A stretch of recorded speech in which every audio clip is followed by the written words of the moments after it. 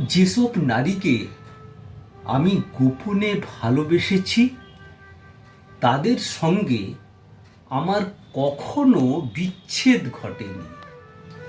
পক্ষান্তরে আমার প্রকাশিত প্রেমসমূহ পূর্ণ হয়েছে বেদনায়, বিচ্ছেদে। তাই মনে করি প্রকাশিত প্রেমের তুলনায় অপ্রকাশিত গোপন প্রেমই ভালো। যাকে ভালোবাসতে ইচ্ছে করবে তাকে আমি গোপনে ভালোবাসবো।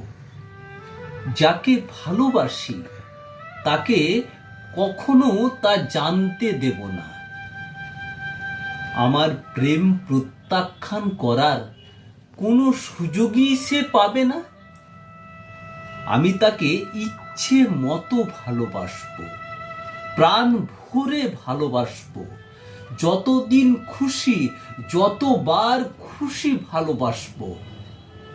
এই সিদ্ধান্ত গ্রহণের পর থেকে আমি ভালো আছি।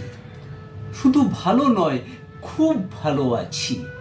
প্রেম নিয়ে আমার সকল উদ্বেগ ও উৎকণ্ঠার অবসান ঘটেছে।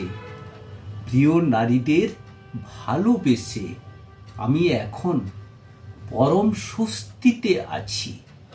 আমার আর কোনো ভয় নেই।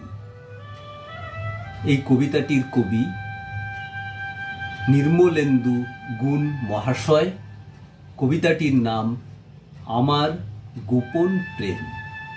নমস্কার।